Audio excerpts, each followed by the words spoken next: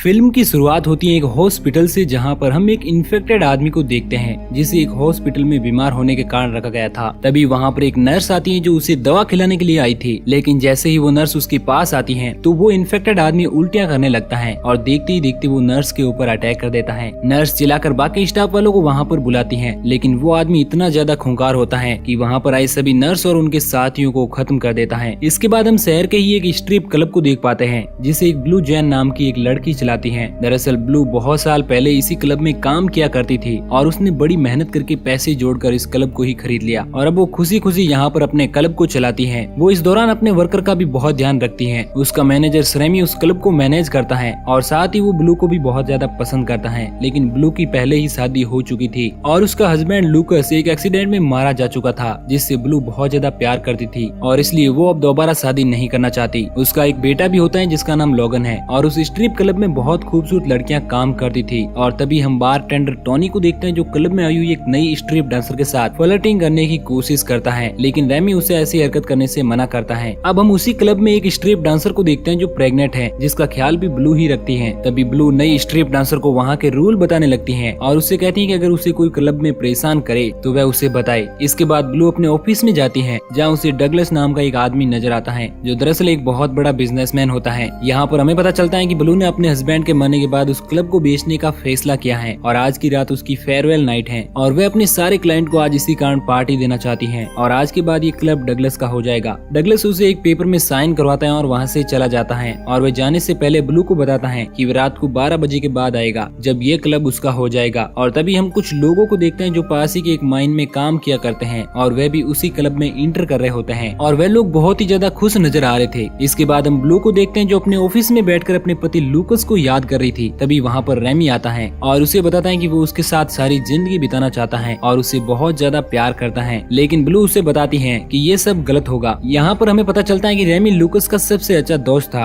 और यही कारण है कि वह हर समय ब्लू को प्रोटेक्ट करने के लिए उसके आसपास ही रहता है। इस दौरान वो ब्लू को भी पसंद करने लगता है। इसके बाद हम उन्हीं वर्करों को देखते हैं जो बहुत ज्यादा खुश थे और वहाँ मौजूद एक बैटरेस को खाने का ऑर्डर दे रहे थे। इस बीच एक वर्कर अपने साथी से माइन के बारे में बात करने लगता है, लेकिन उसका दोस्त उसे रोकता है और उसे चुप करा देता है। ऐसा लगता है कि माइन को लेकर उन लोगों के बीच कोई राज छुपा हुआ है। इस कारण उसका दोस्त उसे चुप करा देता है और उसे कहता है कि हमें यहाँ पर माइन के बारे में कोई भी बात नहीं करनी चाहिए। अब परेशान ब्लू क्लब से बाहर आती है जहाँ पर वो देखते हैं कि दो लड़के उसकी बाइक के साथ छेड़छाड़ कर रहे हैं। वो उन्हें ऐसा करने से रोकती है, लेकिन उनमें से एक लड़का उसकी बाइक को खरीदना चाहता है, लेकिन ब्लू उस बाइक को नहीं बेचना चाहती क्योंकि वह बाइक उसके हस्बैंड की थी। उसकी ये बात सुनकर वो लड़का उसका मजाक उड़ाने लगता है। ब्लू अपने पास रखी हुई बेसबॉल बैट से उस लड़के को फेंक कर मार देती है, जिससे उसके दांत टूट जाते हैं। दरअसल ब्लू एक बेसबॉल प्लेयर हुआ करती थी। अब लड़का भी बड़े गुस्से में आ जाता है और वह ब्लू के ऊपर अटैक करने के लिए उसके पीछे भागता है, लेकिन ब्लू भागकर क्लब के अंदर आ जाती है। वो लड़का भी क्लब के अंदर आ जाता है, लेकिन एक माइन वर्कर उस लड़के को रोकता है। वो वर्कर उस लड़के को क्लब के बाहर फेंक देता है। इसके बाद ब्लू उस वर्कर को थैंक यू कहती है और उससे पूछती है कि वह लोग कहाँ से आए हैं। तो वर्कर उसे बताता है कि वो लोग पास ही की एक माइन में काम करते हैं। तभी हम उन्हीं वर्करों में से एक वर्कर को देखते हैं जिसकी नाक में से उसी तरह का काला लिक्विड निकल रहा था जो उस हॉस्पिटल वाले पेशेंट को निकल रहा था। इसके बाद उसकी हालत खराब होने लगती है। वो बिना किसी और को बताए वहाँ से उठकर वॉशरूम की ओर चला जाता है और ब्लू सभी वर्करों को एंजॉय करने को कहकर वहाँ से चली जाती है। तभी हम उसी वर्कर को देखते हैं जो वॉशरूम में था। अब उसके मुंह, कान और नाक में से बहुत सारा काला लिक्विड निकल रहा होता है और वह खून की उल्टियां भी कर देता है। ऐसा लग रहा था कि उसके ऊपर भी इन्फेक्शन हो चुका है। इसके बाद हम उन्हीं वर्करों को देखते हैं जिनमें से एक और वर्कर की तबीयत खराब होने लगती है और अब वो भी वॉशरूम की तरफ आगे बढ़ता है, जहाँ पर उसे उसका दोस्त कहीं पर भी नजर नहीं आता है। तभी हम देखते हैं कि वो इन्फेक्टेड हुआ वर्कर पीछे से अपने दोस्त के ऊपर अटैक कर देता है और उसे भी इन्फेक्टेड कर देता है। और दूसरी तरफ क्लब में इन सब बातों से अनजान लोग एंजॉय कर रहे होते हैं और नई स्ट्रिप डांसर अपना डांस परफॉर्म कर रही थी, जिससे ब्लू बहुत खुश होती है। वहीं दूसरी तरफ हम एक वेटरेस को देखते हैं जो दो बंदों के साथ हो रही थी। तभी वहाँ पर वो इन्फेक्टेड आदमी आता है जो इन तीनों को बड़ी ही बेरहमी से खत्म कर देता है। इसके बाद हम ब्लू के बेटे लोगन को देखते हैं जो पुलिस से भागता हुआ ब्लू के पास आता है और उससे कहता है कि वो उसे पुलिस से बचा ले। दरअसल लोगन एक बदमाश होता है जो चोरियां किया करता है। ब्लू भी उससे बहुत परेशान होती है और वो उसे कहती है कि वह उसके ऑफिस में जाकर छिप जाए, वह पुलिस वालों को संभाल लेगी। तभी वहाँ पर दो पुलिस वाले भी आ जाते हैं जो ब्लू से लोगन के बारे में पूछते हैं। ब्लू उन्हें बताते हैं कि आगे से लोगन ऐसी कोई भी हरकत नहीं करेगा जिससे कि उन्हें उसको ढूंढना पड़े और पुलिस वाले भी उसकी बात को मान लेते हैं। तभी वहाँ पर नई स्ट्रिप डांसर जो आज ही ज्वाइन हुई थी उसका बॉयफ्रेंड आता है जो उसे इस हालत में बार में नाचते हुए देखकर बहुत दुखी होता है। वो उससे कहता है कि वो ऐसा नहीं कर सकती क्योंकि वह उससे बहुत ज्यादा प्यार करता है और उसे उसकी इज्जत का बिल्कुल भी ख्याल नहीं है। लेकिन टोनी उस स्ट्रीप डांसर के बॉयफ्रेंड को वहाँ से और डांसर को बाहर लेकर आ जाता है। तभी उन लोगों के ऊपर एक इन्फेक्टेड आदमी अटैक कर देता है। इस बीच इन्फेक्टेड आदमी उस लड़की को उसी के बॉयफ्रेंड के सामने बड़ी ही बेरहमी से खत्म कर देता है और थोड़ी देर बाद वो आदमी उस बॉयफ्रेंड को भी खत्म कर देता है। टोनी ये सब देखकर बहुत ज्यादा डर जाता है। हालांकि वो उस इन्फेक्टेड आदमी को पकड़ने की कोशिश करता है, लेकिन किसी तरह वो इन्फेक्टेड आदमी उससे अपने आप को छुड़ाकर वहाँ से भाग जाता है। तभी वहाँ पर टोनी की आवाज सुनकर रेमी और ब्लू भी आ जाती हैं, जिन्हें टोनी बताता है कि एक इन्फेक्टेड आदमी यहाँ पर आया था। उसने उस स्ट्रिप डांसर और उसके बॉयफ्रेंड को बुरी तरह से खत्म कर दिया। ऐसा लग रहा था कि वो किसी वायरस का शिकार हो चुका है और उसकी हरकतें किसी ज़ॉम्बी की तरह थी। इसके बाद ब्लू और रेमी उन दोनों की लाशों को ले जाकर किचन में छिपा देती हैं। अब ब्लू को उन्हीं वर्करों पर शक होता है, क्योंकि वो लोग अजीब तरह की हरकतें कर रहे थे और ब्लू को लग रहा था कि कुछ न कुछ तो वो लोग जरूर छुपा रहे हैं। और वह जाकर उन वर्करों के लीडर से पूछती हैं कि आखिर वो लोग कौन हैं और वो इस क्लब में क्यों आए हैं। इसके बाद वो वर्कर उसे बताता है कि दरअसल उन्हें आज माइन में खुदाई करते समय माइन के अंदर बहुत सारा ऑयल मिला, जिसके बाद उन लोगों ने सोचा कि वो लोग इस ऑयल को बेचकर बहुत सारे पैसे कमा सकते हैं। इस बात को वो सभी लोगों से छुपाना चाहते थे और वो यहाँ पर एंजॉय और सेलिब्रेट करने आए हैं, क्योंकि वह कुछ ही दिनों में अमीर बनने वाले हैं। और उन लोगों को लगता है कि वो लोग अगले दिन जाकर बहुत सारे ऑयल को निकाल लेंगे और उन्हें मार्केट में बेच देंगे। लेकिन अब उन लोगों को पता चल चुका है कि माइन में मिला वो काला पदार्थ ऑयल नहीं बल्कि कुछ और है। और इस बात से हमें पता चलता है कि उसी ब्लैक लिक्विड के कारण वो सभी लोग इन्फेक्टेड हो रहे हैं। इसी बीच वो वर्कर भी खून की उल्टियां करने लगता है और थोड़ी देर बाद वो भी इन्फेक्टेड हो जाता है। देखते ही देखते वहाँ पर मौजूद लोगों पर अटैक करने की कोशिश करता है, लेकिन पुलिस वाला उसे रोकता है और उसके ऊपर गन पॉइंट करता है। उसका साथी भी अब इन्फेक्टेड हो गया था। वह पुलिस वाले को एक चाकू से खत्म कर देता है। इसके बाद हम ब्लू के बेटे को देखते हैं, जो ब्लू के ऑफिस के अंदर ही एक वेट्रेस के साथ हो रहा था। तभी वहाँ पर एक इन्फेक्टेड वर्कर आ जाता है, जो उस वेट्रेस को बड़ी ही बेरहमी से उसी के सामने खत्म कर देता है। इसके बाद लोगन अपने पास से एक गन निकालता है और उस इन्फेक्टेड आदमी को शूट कर देता है, जिससे वो वहीं जमीन पर गिर जाता है। इसके बाद भी भागते हुए ऑफिस से बाहर निकलता है, जहाँ उसे और भी इन्फेक्टेड लोग नजर आते हैं, जिन्हें वो उसी गन से शूट कर देता है। मौका देकर क्लब में मौजूद सारे लोग वहाँ से भाग जाते हैं, लेकिन ब्लू और उसके साथी जो वहाँ पर काम करते थे वहीं पर रहते हैं, क्योंकि क्लब में काम करने वाले ज्यादातर लोगों को नहीं पता था कि आखिर क्लब में चल क्या रहा है। इसके बाद हम टोनी को देखते हैं, जो किचन के अंदर जाता है, जहाँ पर उसकी हरकतें इन्फेक्टेड आदमी की तरह लग रही थी और हम देख पाते हैं कि उसकी आंखें भी अब काली पड़ चुकी हैं और उसके चेहरे से भी वही काला लिक्विड निकल रहा होता है। और देखते ही देखते वो किचन में मौजूद एक सेब को ऊपर अटैक कर देता है और उसे बड़े ही ब्रूटली तरीके से खत्म कर देता है। वहाँ मौजूद सभी लोग उसे ऐसा करते हुए देखकर बुरी तरह से डर जाते हैं। इसके बाद हम रेमी को देखते हैं, जो ब्लू को बताता है कि वो चेंजिंग रूम में जाकर सारे डांसर को सावधान करे और उन्हें यहाँ से सेब बाहर निकालने में मदद करे। और वहीं लोगन अब वहाँ पर पड़ी लाशों को ठिकाने लगाता है। इसके बाद हम ब्लू को देखते हैं, जो स्ट्रिप डांसर को बताती है कि कुछ इन्फेक्टेड लोग क्लब में घुस आए हैं, जो लोगों को खत्म कर रहे हैं। तभी वहाँ पर एक इन्फेक्टेड वर्कर आ जाता है, जो वहीं मौजूद एक लड़की को बड़े ही खतरनाक तरीके से खत्म कर देता है। ब्लू को उस इन्फेक्टेड वर्कर पर बहुत गुस्सा आता है, क्योंकि वह अपने क्लब में काम करने वाले हर आदमी को अपनी फैमिली समझती है। वो उसके ऊपर बॉल से अटैक करती है और वे उस प्रेग्नेंट और बाकी की लड़कियों को लेकर वहाँ से भाग जाती है। इसके बाद हम लोगन को देखते हैं, जो लाशों को ठिकाने लगा रहा था, लेकिन तभी एक वर्कर एक बार फिर से खड़ा हो जाता है और रेमी के ऊपर अटैक करने लगता है। लेकिन तभी वहाँ पर एक स्ट्रिपर लड़की आती है, जो अपनी गन से उस इन्फेक्टेड आदमी को वहीं पर मार गिराती है। इसके बाद वहाँ पर मौजूद सभी लोग देखते हैं कि एक एक करके मारे जा चुके सभी इन्फेक्टेड लोग फिर से खड़े हो रहे हैं। इस बात से इनको अंदाजा हो जाता है कि इन लोगों को खत्म नहीं किया जा सकता, जिससे वो सभी लोग बहुत ज्यादा डर जाते हैं। इसके बाद ब्लू अपने साथ एक स्ट्रिपर और उस प्रेग्नेंट लड़की को लेकर किचन में जाती है, जहाँ उसे लगता है कि वो लोग वहीं पर सेफ रहेंगे। तभी वहाँ पर उन्हें टोनी नजर आता है और ब्लू को लगता है कि शायद वो अभी भी उसी क्लब में मौजूद था, जो प्रेग्नेंट लेडी पर अटैक कर देता है। तभी ब्लू देखती है कि टोनी भी अब पूरी तरह से इन्फेक्टेड हो चुका है और अब वो उसे बेसबॉल बैट की मदद से खत्म करने के लिए आगे बढ़ती है। लेकिन टोनी उस पर अटैक कर देता है और उसे मारने लगता है। लेकिन तभी एक लड़की ब्लू की मदद करती है और वो दोनों उसे वहीं पर घायल कर देते हैं। इसके बाद वहाँ मौजूद सभी लोग किसी तरह उस क्लब से बाहर निकलने के लिए प्लान बनाते हैं और सारे लोग उसी किचन में इकट्ठा हो जाते हैं, जहाँ पर वो लोग उन्हीं लाशों को देखते हैं जिन्हें उन इन्फेक्टेड वर्कर ने खत्म कर दिया है। लाशों को देखकर सारी लड़कियां रोने लगती हैं और उन्हें बहुत ज्यादा डर भी लग रहा था। लेकिन रेमी और ब्लू बड़ी हिम्मत दिखाते हैं और किसी तरह वो उन लड़कियों को यहाँ से बचाकर ले जाने के लिए वहाँ पर पड़ी हुई गन को अपने साथ ले लेते हैं। लेकिन टोनी एक बार फिर से जिंदा हो जाता है, जो एक रोड से एक स्ट्रिपर को खत्म कर देता है। ऐसा देखकर वहाँ मौजूद सभी लोग गन से उसके ऊपर फायर कर देते हैं। लेकिन वो अभी भी श्योर नहीं थे कि टोनी खत्म हुआ या नहीं, क्योंकि वो नहीं जानते थे कि इन्फेक्टेड लोगों को किस तरह खत्म किया जाता है। इसके बाद ब्लू सोचने लगती है कि आखिर इन इन्फेक्टेड लोगों को कैसे खत्म किया जा सकता है। तो वो उन्हीं माइन वर्करों के बारे में सोचती है, जिनकी बॉडी पर एक तरह का लिक्विड लगा था और वो वर्कर उसी ऑयल की वजह से इन्फेक्टेड हुए थे। वो किसी तरह से अपना दिमाग लगाती है और सभी लोगों को बताती है कि शायद उन इन्फेक्टेड लोगों को हम पानी की मदद से खत्म खत्म कर सकते हैं, क्योंकि पानी और ऑयल आपस में कभी साथ साथ नहीं रह सकते। इसलिए वो दौड़कर बेसिन के पास लगे एक नल से पानी निकालने लगती हैं, लेकिन उस नल से पानी नहीं निकलता, क्योंकि अब उस होटल का नया मालिक डगलस उस होटल की पानी की सप्लाई को रोक देता है, क्योंकि अब रात के 12 बज चुके थे और अब ये होटल डगलस का हो चुका था। इसके बाद रेमी उन्हें बताता है कि बाहर उन्हें बहुत सारी बियर की बोतल मिल सकती है, जिसकी मदद से वो इन्फेक्टेड लोगों को खत्म कर सकते हैं। रेमी और ब्लू बाहर जाकर बियर लाने के लिए आगे बढ़ते हैं और तभी रास्ते में उनके ऊपर एक इन्फेक्टेड आदमी अटैक कर देता है और वो रेमी को मारने ही वाला होता है, लेकिन तभी ब्लू एक बियर की बोतल को खोल देती है और उस बोतल की बियर उस इन्फेक्टेड आदमी के ऊपर जाकर गिरती है, जिससे इन्फेक्टेड आदमी वहीं पर मारा जाता है। लेकिन एक इन्फेक्टेड आदमी अपने हाथों में चाकू लिए रेमी के गले पर मार देता है, जिससे रेमी की वहीं पर मौत हो जाती है। इसे देखकर ब्लू को बहुत ज्यादा गुस्सा आता है और वे अपनी बॉल से उस इन्फेक्टेड आदमी पर अटैक कर देती है और एक बियर को उसी के चेहरे पर डाल देती है, जिससे वो इन्फेक्टेड आदमी भी वहीं पर मारा जाता है। इसके बाद हम होटल के अंदर मिस्टर डगलस को देखते हैं, जो अपने साथ कागजात लेकर वहाँ पर पहुँचे थे, क्योंकि अब वो होटल के असली मालिक बन चुके थे। वह ब्लू को बताते हैं कि पूरी तरह से इस होटल के ऑनर हो चुके हैं, इस कारण उन लोगों को यहाँ से जाना होगा। तब ब्लू उसे बताती है कि उसने ये होटल किस लिए खरीदा, क्योंकि उसे लगता था कि शायद इस होटल के नीचे बहुत सारा ऑयल है, जिसे पाकर वो बहुत अमीर आदमी बन जाएगी। उसकी ये बातें सुनकर डगलस भी उसे बताता है कि वे बिल्कुल सच कह रही हैं। इस होटल के नीचे बहुत सारा ऑयल है और वह इसी कारण इस होटल को खरीदने में इतना रुचि रख रहा था। लेकिन तभी वहाँ पर एक इन्फेक्टेड आदमी आता है, जो अपने साथ एक चैनसो लेकर आया था। वो चैनसो से डगलस के ऊपर अटैक करता है, जिससे डगलस की वहीं पर मौत हो जाती है। इसके बाद इन्फेक्टेड आदमी ब्लू को खत्म करने के लिए आगे बढ़ता है, लेकिन ब्लू किसी तरह अपने आप को बचाकर वहाँ से भाग जाती है। दूसरी तरफ हम उस प्रेग्नेंट लड़की और लोगन को देखते हैं। प्रेग्नेंट लड़की को दर्द होने लगता है और उसकी किसी वक्त डिलीवरी हो सकती है। लोगन सोचता है कि वो यहाँ से उस लड़की को हॉस्पिटल तक नहीं ले जा सकता, इसलिए वो किसी तरह से उस लड़की की डिलीवरी वहीं पर करा देता है। उसे एक लड़की पैदा होती है। तभी वहाँ पर एक इन्फेक्टेड आदमी आ जाता है, जो उस लड़की को वहीं पर घायल कर देता है, जो अभी भी माँ बनी थी। इसके बाद लोगन वहीं पर पड़ी हुई एक बियर की मदद से उस इन्फेक्टेड आदमी को भी खत्म कर देता है और उस लड़की के पास जाकर वह उसे संभालने की कोशिश करता है, लेकिन वो लड़की अब मरने वाली होती है, जो लोगन को कहती है कि अब वो उसकी बच्ची का ख्याल रखेगा।